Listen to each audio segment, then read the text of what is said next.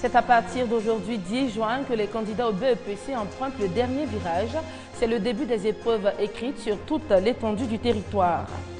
Les pharmacies à ciel ouvert se multiplient dans le district d'Abidjan. D'où proviennent ces médicaments? Quels sont leurs effets sur ceux qui les consomment? Réponse dans ce journal. Et puis en Israël, les 120 membres du Parlement élisent aujourd'hui le nouveau président israélien qui succède ainsi à Shimon Peres aux commandes depuis 2007. Voilà les principaux titres de ce 12h30. Bonjour à tous. Il pleut des cordes sur Abidjan et dans bien d'autres villes de l'intérieur de la Côte d'Ivoire, mais ce n'est pas assez pour freiner l'élan des 185 000 candidats au BEPC. Ils affrontent depuis ce mardi matin, et ce jusqu'au vendredi 13 juin prochain, les épreuves écrites du brevet d'études du premier cycle. Et pour cette première journée d'examen, ils sont évalués en composition française. Nous ne pouvons que leur souhaiter une très bonne chance. Quant à ceux qui frappaient à la porte du collège, c'est-à-dire les écoliers du CM2, ils sont délivrés depuis hier. Les résultats du CEPE sont disponibles. Ils sont au total 314 862 à être admis. Et l'on note également cette année une nette hausse du taux de réussite de 67,03% en 2013 à 79,13% en 2014. Je vous invite à présent à suivre l'ambiance qui a prévalu hier dans certains centres d'examen dès la proclamation des résultats. Et c'est avec Kone Pargasoro et Franck Quadio. Lundi 9 juin, il est 13h45. Nous sommes au groupe scolaire Liberté Ébrié d'Adjamé. Ici, Kakou Daniel, directeur de l'école primaire publique Ébrié, et ses collaborateurs viennent de recevoir les résultats du certificat d'études primaires élémentaires CEPE.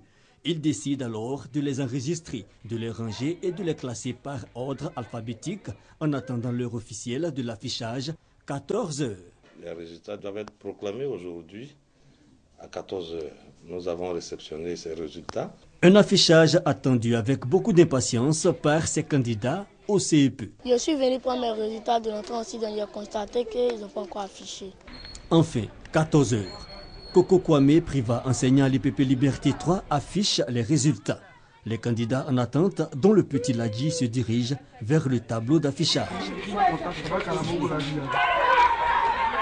Cris, joie, sauts, autant d'émotions. Ces candidats sont reçus à leur examen. Je suis content de voir mes résultats d'entrée en sixième. J'ai porté un pantalon et puis j'allais au collège. Ladji décide d'informer séance tenante ses parents. Tout comme Ladji, certains parents et enfants des communes de Cocody et de Yopougon ne cachent pas leur enthousiasme. C'est mon petit-fils. Je suis venu pour prendre son résultat. Il a été admis. Il a eu 123 points. Je suis vraiment contente. J'ai redoublé cette année. J'ai pris le courage et puis j'ai repris. Donc, je remercie Dieu que j'ai eu. Cette année, ce sont 314 862 candidats sur un total de 397 891 qui ont été admis à ces examens de CEPE, soit un taux de 79,13%. Voilà, félicitations donc à tous ces nouveaux collégiens. Les élèves de Ngrakan, à 7 km d'Alépé, sont eux aussi fixés sur leur sort. Les plus méritants ont été récompensés pour leurs efforts. Des kits scolaires leur ont été offerts par le conseil de développement de leur localité. On en parle avec Déborah Olapade et Patricia Omouetia. 85 élèves des classes du CP1 au CM2 du groupe scolaire Ngrakan dans le département d'Alépé ont été primés pour leurs bons résultats scolaires. Ce sont 9 mois de dur labeur et de travail acharné qui sont salués par ces récompenses à l'occasion de la fête de l'excellence. La fête de l'excellence, c'est une source de motivation quand les enfants voient leurs camarades recevoir les dons. Alors je crois que dans l'avenir, ça va motiver les autres à mieux travailler. Les 5 premiers de chacune des 19 classes que compte le groupe scolaire Ngrakan ont reçu des produits de toilette, des cahiers et des livres. De quoi préparer leur prochaine rentrée scolaire. Ce sont des élèves satisfaits qui ont exhorté leurs amis à suivre leur exemple. En classe, j'étais la première. Je lisais mes leçons à la maison. Seul le travail paie. Donc je demande à mes camarades de redoubler d'efforts pour avoir des récompenses l'année prochaine. Les élèves qui n'ont pas été primés promettent de redoubler d'efforts pour être aussi cités en exemple la rentrée prochaine. Je n'ai pas eu du cadeau Parce que je n'ai pas étudié bien cette année. L'année prochaine, je vais étudier bien pour avoir cadeau. Je ne suis pas parmi les 5 premiers. Je vais me mettre au travail. La fête de l'excellence à Ingracon est à sa première édition cette année. Créé en 1958, ce groupe scolaire compte 497 élèves pour ces 3 écoles et a obtenu un taux d'admission de 89% au CEPE 2014. Portant des bassines sur la tête ou encore assises dans un coin de rue, les tenancières de pharmacie à ciel ouvert sont légion à Abidjan et ces médicaments dont on ignore souvent la provenance nuisent plus qu'ils ne guérissent. Déborah Lapadé et Patricia Omouetia ont fait une incursion dans l'univers de ces médicaments vendus en pleine rue. Regardez. À Djamé Liberté, nous sommes à la gare des minicars. Ici, pendant que les véhicules font leur chargement, des commerçants proposent des marchandises de toutes sortes. Eau glacée, pain sucré, arachides. Par les fenêtres comme à l'intérieur des véhicules, chacun se donne les chances de faire sa recette. Une fois à bord du camion, contre toute attente, un article peu ordinaire attire notre attention. Il s'agirait d'un médicament contre le rhume. Pour la posologie et le mode d'emploi, inutile de lire la notice, ils sont donnés à la criée aux passagers. On est beaucoup enrhumé, on est grippé. Vous voyez ce médicament-là, 2 gouttes dans chaque narine, ça soigne le rhume, ça soigne aussi la sinusite. Il vous revient à 500. C'est le Palu 24. Il soigne le Palu de matin, de midi, de le soir. Ce vendeur ambulant n'est pas le seul à exercer dans la vente de médicaments de rue. Comme lui, elles sont nombreuses ces femmes qui tiennent des pharmacies à ciel ouvert aux abords des rues de la ville d'Abidjan. Selon un commerçant qui a requis l'anonymat, leur lieu de ravitaillement serait le marché Roxy d'Adjamé. Une incursion sur le site fait mouche. Les vendeuses tentent de couvrir leurs marchandises, mais nous arrivons quand même à prendre des images. Nous ne sommes pas dans une pharmacie, mais sous ces hangars, des vitamines, des déparasitants, des antibiotiques et même des aphrodisiaques. Des produits prisés par les populations à cause de leur coût jugé abordable. À la pharmacie, les médicaments sont chers. Les médicaments à bord de la rue, il y en a pour 100 francs, 200. Ça nous permet de nous soigner. Notre problème, c'est que ça nous guérit. Et puis, c'est moins cher aussi. Donc, on préfère acheter ça à la rue. On achète des médicaments de palu, laissez n'importe quel médicament. Il y a des filles aussi qui achètent des médicaments pour enlever leur grossesse. Souvent prohibés, ces médicaments se vendent à tous les coins de rue comme des friandises. Plutôt que de guérir, leur utilisation est nocive pour la santé. Souvent, les médicaments ils sont permis, c'est permis, ce n'est pas valable, mais on nous vend ça.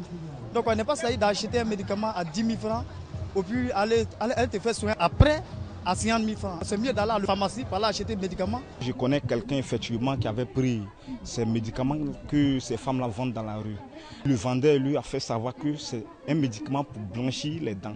Et lorsque ce dernier a pris ces médicaments, vraiment ça a été déplorable. Parce que la personne a eu des saignements des gencives. La bouche est enflée. Tous les médicaments vendus dans la rue là sont nocifs. Non seulement ils sont périmés parfois parce que ces médicaments-là durent longtemps dans les cuvettes des dames. Ensuite, la conservation, ces médicaments sont exposés au soleil et on ne connaît pas l'itinéraire de ces médicaments. C'est des médicaments qui sont contrefaits, c'est de la contrefaçon. Donc on ne peut pas garantir l'efficacité de ces médicaments. Ces médicaments peuvent entraîner l'insuffisance rénale ou bien d'hépatite. La question qui se pose aussi, c'est comment ces dames-là arrivent à se procurer tous ces médicaments. Une opération porc-épic est en cours pour débarrasser les trottoirs de ces médicaments contrefaits et non inscrits dans le circuit normal de distribution. Cette opération a déjà permis l'interception de 176 tonnes 650 kg de produits pharmaceutiques prohibés au marché Roxy. À Abidjan, Mans et Daloa, le coût de ces produits est estimé à environ 10 milliards de francs CFA. Quant à la provenance exacte de ces médicaments, impossible de déterminer. Actuellement, une enquête diligentée par Interpol suit son cours. Intéressons-nous maintenant à cette nouvelle que les chrétiens catholiques, mais au-delà, tous les Ivoiriens ont appris hier avec consternation. Il s'agit du décès à Paris de Monseigneur Cardinal Agré. L'homme s'est éteint ce lundi de Pentecôte. Revivons avec Thérèse Tapé-Yoboué le parcours de cet illustre homme de l'Église catholique de Côte d'Ivoire. Cardinal Bernard Agré a rejoint son père, le Seigneur Jésus, ce lundi de Pentecôte, dans un hôpital parisien. Depuis quelques mois, l'homme n'était pas au mieux de sa forme. Transféré à Paris, il est parti dans le silence comme il l'a vécu. Cardinal Bernard Agré est né à Monga, dans la sous-préfecture de Memni. Il a fait ses études primaires au petit séminaire de Benjerville de 1936 à 1941, puis l'école de théologie de Ouida au Dahomey, actuel Bénin. Le 20 juillet 1953, il est ordonné prêtre. J'aimais Dieu et puis je me suis dit, écoute, il faut te donner à lui. C'est la beauté même de Dieu. Je pouvais aider, hein. Je pouvais aider ma famille. Mon père, par exemple, m'a dit non. Non, parce que je suis le premier de 12 enfants. Le 8 juin 1968, Bernard Agré est nommé évêque de Mans. C'est lui qui va présider la conférence épiscopale régionale de l'Afrique de l'Ouest de 85 à 91. Le 6 juin 1992, il est nommé évêque de Yamoussoukro. Ensuite, archevêque d'Abidjan en 1994. Il démissionne de cette charge le 2 mai 2006, à 80 ans. Auparavant, en 2001, il a été créé cardinal par Jean-Paul II avec le titre de cardinal prêtre. Cardinal Bernard Agré totalise plus de 60 ans de sacerdoce. Aujourd'hui, l'homme est parti dans les cieux. Il laisse un vide au sein de l'Église catholique de Côte d'Ivoire. Ainsi va la vie. Hors de chez nous, un tour au Pakistan où pour la deuxième fois en l'espace de 24 heures, les avions se sont à nouveau cloués au sol à l'aéroport de Karachi. C'est dans le sud du pays. Et ce nouvel assaut n'a pas fait de victimes et s'est terminé par la fuite des assaillants, contrairement à celui d'hier qui a fait au bas mot 37 morts, dont 10 assaillants. L'attaque aura duré plus de 12 heures durant lesquelles les talibans pakistanais ont livré un assaut sanglant contre l'aéroport international de Karachi. De gros bruits venaient de l'aéroport. J'ai appelé ma famille et je leur ai dit « Venez, il se passe quelque chose ». Puis, nous avons vu de petites flammes autour du hangar. Les tirs étaient si intenses qu'on aurait dit que la guerre avait éclaté entre l'Inde et le Pakistan. L'assaut a été revendiqué par le mouvement des talibans du Pakistan, le principal groupe rebelle du pays, qui a annoncé vouloir ainsi venger son chef, abattu en novembre dernier par un drone américain. Il a débuté dimanche vers 23 h pour s'achever en fin de matinée sur un lourd bilan, 28 morts dont 10 kamikazes tués par les Rangers et l'armée, dépêchés sur place pour aider la police à reprendre le contrôle de l'aéroport. Les 10 terroristes ont pénétré dans l'aéroport par au moins 2 côtés en groupe de 5. Aucun avion n'a été endommagé. Ça s'est passé au terminal des avions cargo. Le bâtiment du fret a été incendié par les terroristes et c'est là que les terroristes ont été tués. Cette attaque est l'une des plus spectaculaires menées par les talibans du Pakistan contre la capitale économique du pays, qui est également l'un de leurs principaux refuges. Elle intervient alors que des négociations entre les insurgés et le gouvernement sont dans l'impasse, une nouvelle opération qui confirme la fragilité de la situation sécuritaire dans le pays et ses défaillances sur les sites les plus stratégiques, censés aussi être les plus sécurisés. Depuis 2007, plus de 6000 personnes ont été tuées par les talibans et leurs alliés en guerre contre le gouvernement qu'ils accusent d'être pro-occidental.